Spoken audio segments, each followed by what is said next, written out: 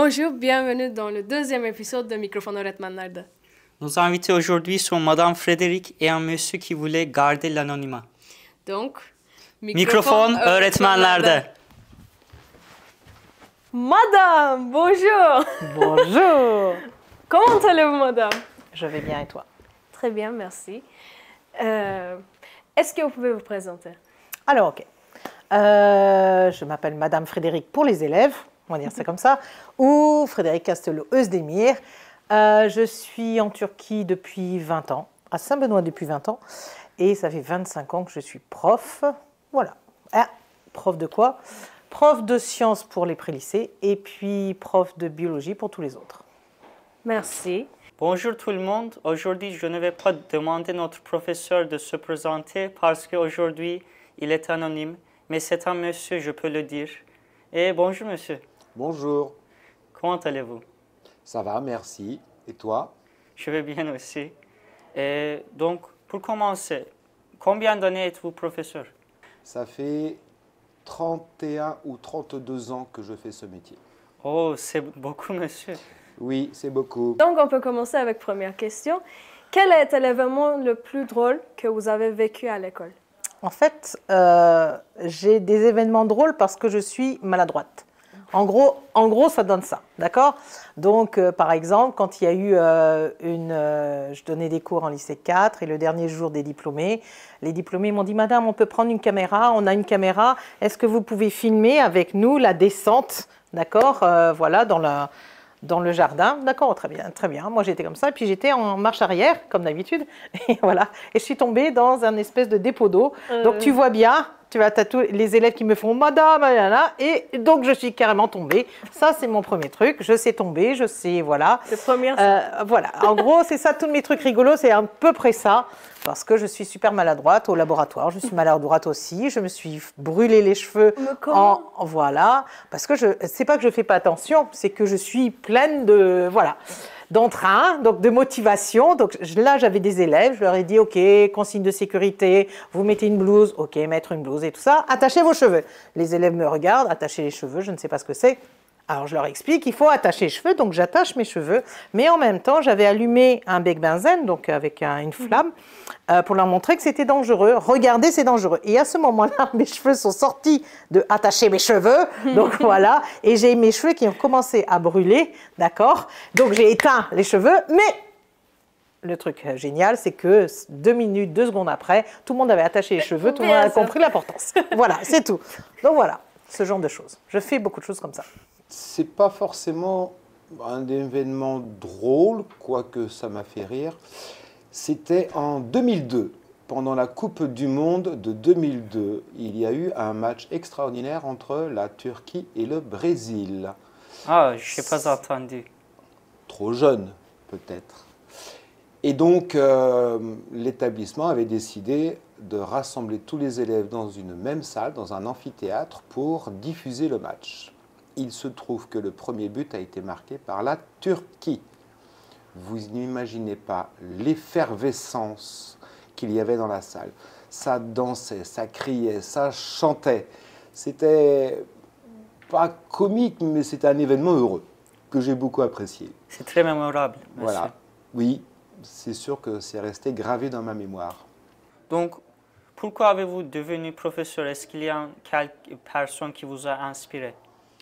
Alors, je pense que j'ai voulu faire ce métier très jeune, très très jeune, dès l'âge de 12-13 ans. Dès que je suis arrivé au collège, en fait, je ne sais pas pourquoi, j'ai eu cette idée de devenir professeur.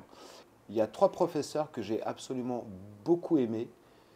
J'ai aimé la façon dont ils enseignaient, j'ai aimé la façon dont ils se comportaient et je me suis dit, mais je veux faire la même chose qu'eux. Et finalement, plus tard, au lycée, j'ai gardé cette idée et puis je me suis conforté dans cette idée parce que finalement, le métier d'enseignant, c'est transmettre un savoir. Et donc, ça veut dire que c'est nous, enseignants et parents aussi, bien sûr, qui transmettons tout ce que les enfants vont savoir et ce avec quoi ils vont vivre plus tard. Et voilà, c'est grâce à nous que le monde évolue quelque part. C'est peut-être un peu philosophique, mais c'est un petit peu vrai quand même. Alors moi, je vais donner une toute petite part de leur connaissance à mes élèves. Ce sera quelques années de mathématiques, c'est tout. Mais le petit quelque chose, c'est le début d'une grande chose. Donc oui, voilà. Bien sûr, j'ai l'impression que vous êtes fier. Oui, oui, j'aime ce métier. J'aime encore ce métier malgré les 31 années que je le fais déjà. Voilà, j'aime encore ce métier, j'aime encore les élèves. Pour faire ce métier, il faut aimer les élèves.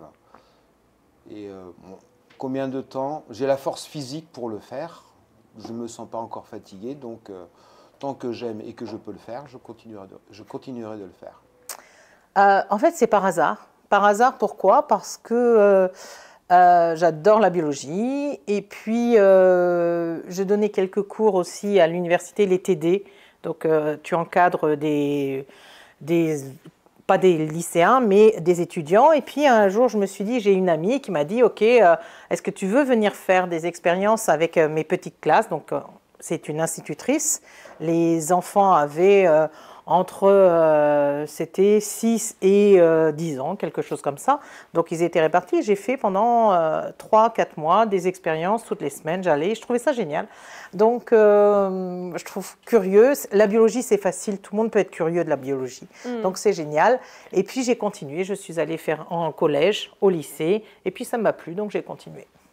C'est bien. C'est bien, hein? C'est bien, oui.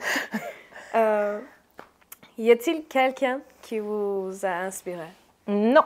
Donc, très bien. Non, par contre, ce que je veux dire, c'est vrai. Non, parce que j'ai fait ça comme ça. C'était pas prévu que je devienne prof, donc voilà. Mais par contre, ce que je peux dire, mes petites collègues elles vont être contentes, mais c'est vrai. Par exemple, on a toujours plein d'idées. Ce que je trouve génial, c'est que moi, j'ai à côté de moi, autour de moi, des gens qui sont super inspirants. Inspirants comment? Eh bien, par exemple, les profs de chimie. J'ai des profs de chimie, genre Madame Nathalie, Madame Chazier. Là, il y a Madame Johanna et tout ça. On fait régulièrement, par exemple, si j'ai une idée, je n'ai aucun problème. Elles vont me suivre et on va faire un projet.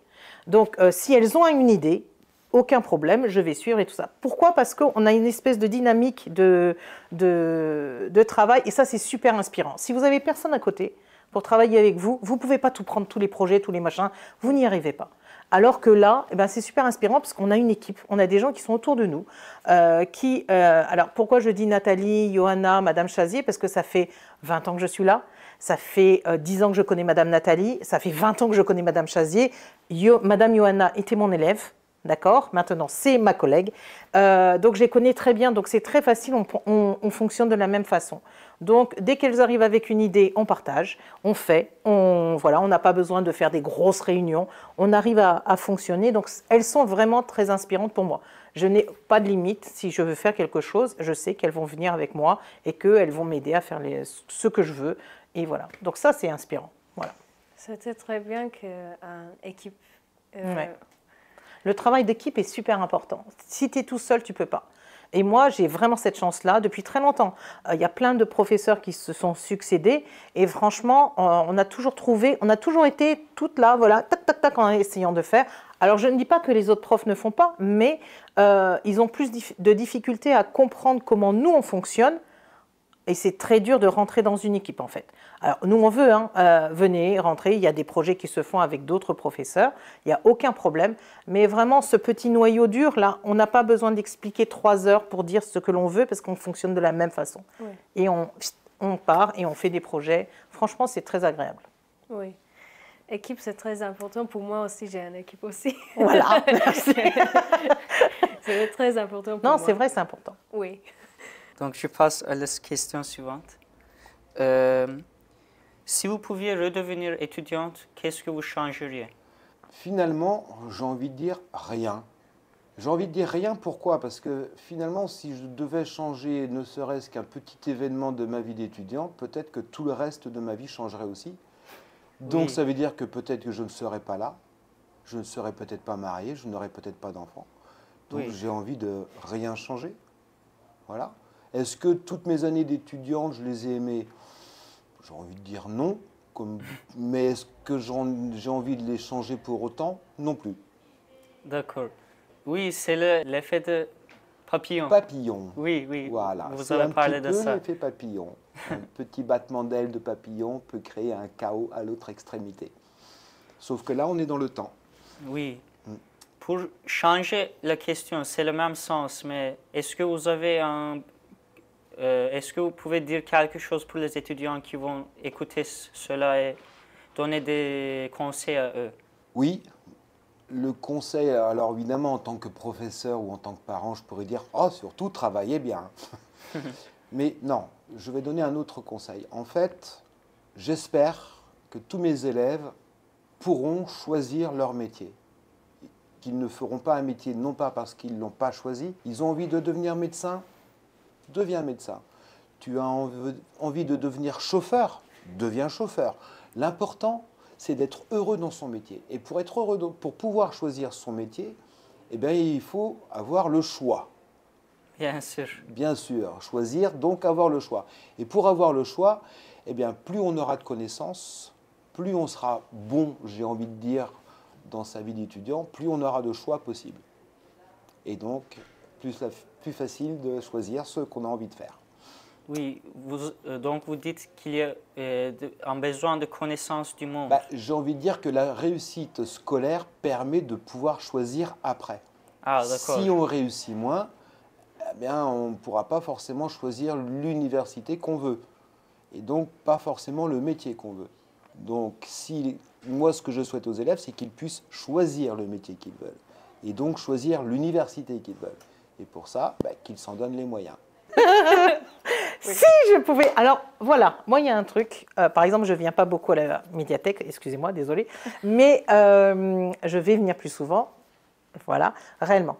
Il y a une chose, moi, je n'ai pas eu du tout le même système d'éducation que vous, du moins scolaire. Moi, je ne sais pas ce que je pourrais changer. En fait, voilà. Dans votre système, dans le système, d'abord, le système turc, le système français, le système franco-turc, parce qu'on fait un petit peu différemment, tout en gardant toute la base turque, en fait, du système turc. Mais je ne sais pas ce que je pourrais changer. Par contre, ce que j'aimerais bien, moi, je sais qu'il y avait dans notre lycée des choses, par exemple, là, vous voyez, là, il y a les BD. Moi, ça j'adore. Ça, c'est toute mon enfance. Réellement, c'est toute mon enfance. Mais il y en avait aussi au lycée, au collège, à la médiathèque. C'est ça, voilà. Ça, c'est la partie française que tous les lycéens de Saint-Benoît devraient lire, voir, regarder. Parce que tout ça, ça fait partie... Je n'aurais rien à changer, mais ça, ce que je changerais pour ici, c'est que tout le monde puisse venir trouver quelque chose d'intéressant à trouver ici. Il y a plein de choses ici. Moi, je ne savais même pas qu'il y avait des BD ici. D'accord? C'est ma faute, je ne savais pas. OK. Mais je trouve que les étudiants ne s'intéressent pas assez à des moments de liberté, des moments de tranquillité, des moments venir jouer tranquillement ici. Moi, j'avais ça. C'est-à-dire qu'il y avait un espèce de foyer où tous les élèves, il y avait un baby-foot, comme on dit en turc, un langırt. Tu sais, oui. Voilà, où il y avait des choses comme ça. Je ne dis pas qu'il faut ça, là, mais la médiathèque aussi faisait partie. On s'asseyait, on était tranquille, on parlait ensemble, on regardait des livres ensemble. Ça, c'était génial, d'accord? Et vous avez perdu cette culture-là, je trouve. Il faut venir, ça c'est un lieu, c'est génial. Moi, c'est toute, je dis pas c'est toute mon enfance, mais lire ça, à la récréation, c'est génial. Je veux dire, ça te détend. Ça, je veux dire, le rugby, voilà. C'est quelque chose, vous avez perdu cette chose-là, vous êtes trop sur les écrans, je trouve. Vous devriez vous approcher de ça, vous apprendrez beaucoup de choses avec ça. Moi, j'ai fait toute ma scolarité avec ça. Je veux dire, je ne suis pas plus idiote qu'une autre. Je veux dire, la chose est là, c'est que c'est important, il y a plein de choses et ça crée du lien social. Avez-vous un hobby intéressant ou un hobby incontournable pour vous? Ouais. Oui. Alors j'en ai plein. En fait, je n'aime pas du tout la routine. D'accord? Je déteste ça. Donc, par exemple, en ce moment, je regarde tous les matchs de rugby. D'accord? Ça, je suis une fan de rugby depuis que je suis toute petite. Je viens du sud de la France, donc de toute façon, c'est dans la culture générale, là, voilà. Mais j'adore le rugby, je regarde tous les matchs. Là, j'ai trouvé un collègue ou plusieurs collègues même qui veulent aller voir le rugby parce que c'est pas quelque chose de culturel ici. d'accord, ok, mais on va dans des endroits où on regarde le rugby, ça c'est ok. Par exemple, si j'ai sorti ces BD, ben, parce que j'ai beaucoup de BD à la maison, ça me permet d'avoir vraiment, c'est un hobby, alors on dirait pas un hobby, mais c'est un hobby. Par exemple, je fais sur le bord du Bosphore, ça personne ne peut le faire en France par exemple, aller faire du canot, d'accord, sur le bord du Bosphore, c'est un hobby, mais je change régulièrement parce que je ne sais pas faire des choses comme une routine. Il faut que je touche un peu à tout, d'accord, je vais à droite, à gauche, je fais plein de choses, mais c'est pas spécialement un hobby, c'est par période, d'accord, par envie, voilà, et je fais quelque chose qui me plaît en fait, voilà. J'ai pas de limite. Madame, est-ce que vous avez fait une collection? Oui, de ça. Collection de BD, collection de ballons de rugby, collection de... en fait, je ne suis pas très collectionneuse parce que de beaucoup de choses, mais que de mes hobbies, par exemple. J'aime, je fais les collections de BD, j'en ai beaucoup à la maison. Pas ici, mais en France, j'en ai beaucoup chez mes parents. Combien, par exemple? Beaucoup. Beaucoup? Beaucoup, beaucoup. Est-ce que vous pouvez donner un nombre? Plus de 2000 BD différentes. 2000? Oui, oui, oui. Depuis que je suis toute petite, je lis ça. Oh. C'est très amusant. D'ailleurs, on m'a appelé le Gaston parce que je suis très, très maladroite. Donc, voilà. Mais je ne suis pas beaucoup collectionneuse, mais ça, c'est une collection que, voilà. Oui. Ça me reprend, quand je retourne chez mes parents, ça me prend et j'ai l'impression d'être dans l'enfance. Donc c'est très bien, maintenant avec mon fils, on est là à côté. J'essaie de lui donner cette culture-là, parce que lui, forcément, quand on vit en Turquie et que tu n'as pas accès forcément à ça, donc il n'y a que l'été. Donc ça fait partie des petits moments de l'été comme ça. Et voilà, donc on utilise mes petites collections. J'ai envie de vous poser comment est-ce que c'était vos premières impressions de Turquie? Difficile de répondre à cette question parce que j'avais tellement envie de vivre dans un pays étranger. Je suis venu dans ce pays, j'étais tellement heureux de vivre dans un pays étranger que même si ça s'était mal passé, je pense que j'aurais été heureux quand même. Parce que j'avais obtenu ce que je voulais, vivre dans un pays étranger. Voilà. Maintenant, mes premières impressions, elles ont été, alors, concernant la relation avec les autres, un petit peu plus difficile, évidemment, parce que je ne parlais pas un mot de turc. Donc, j'ai beaucoup progressé en anglais. Voilà. Et puis, professionnellement, ça n'a pas été facile. Les programmes de mathématiques en Turquie étaient très différents de ce qu'on faisait en France. Et il a fallu que je m'adapte. Il m'a fallu... au moins toute une année scolaire pour m'adapter vraiment à la façon dont étaient enseignées les mathématiques en Turquie. Ah, d'accord. Voilà. En bref, moi, je ne connaissais pas du tout les tests. Oui, c'est presque... Et mes élèves ne connaissaient pas du tout les démonstrations. C'est quoi les démonstrations? Expliquer pourquoi un théorème est vrai. Ah, Pourquoi une formule est vraie. Une formule, elle ne tombe pas du ciel. Pourquoi c'est vrai? Ce n'est pas moi qui les ai inventées, hein. donc maintenant, on a entré un peu dans le système scolaire, nos critiques et tout ça, mais... J'ai essayé d'apporter dans mes cours un petit peu de ce que j'avais appris en France, pour les démonstrations par exemple. Et j'ai appris de la Turquie un petit peu de ce qu'eux ils font, c'est-à-dire de temps en temps, je donne des tests. C'est rare, mais ça m'arrive. Et vous parlez turc aujourd'hui? Joker.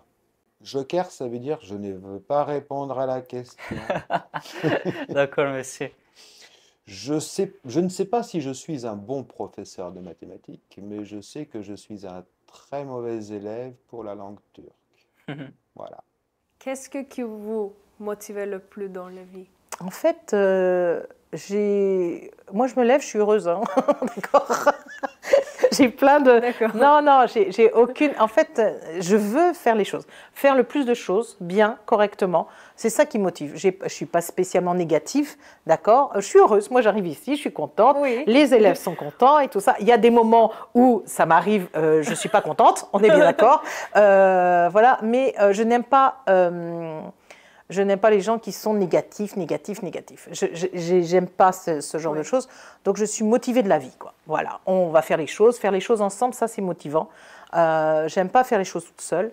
J'aime bien être avec des gens et qu'on partage les choses. Ça, c'est, voilà, pour moi, la meilleure motivation. Ça peut être un élève ou en classe, quand je vois qu'ils ont compris ce que j'ai voulu dire, ah, ok, super. Quand ils vont plus loin, super. Ça peut être avec les amis. Là, je suis allée voir les matchs de rugby avec des collègues. Voilà, ça me motive. Je veux dire, faire des choses heureuses dans la vie, voilà, ça, et partager surtout, c'est ça qui me motive. Pour moi, c'est les humains, directement. Les humains. Oui, les humains. Ça te Mes motive. amis. Oui, mes amis. Ouais, mais tes amis, est-ce qu'ils sont comme toi, par exemple? Ah, ça c'est mon fils. Voilà. Est-ce que tes amis sont comme toi, par exemple? Est-ce qu'ils sont différents de toi ou comme toi?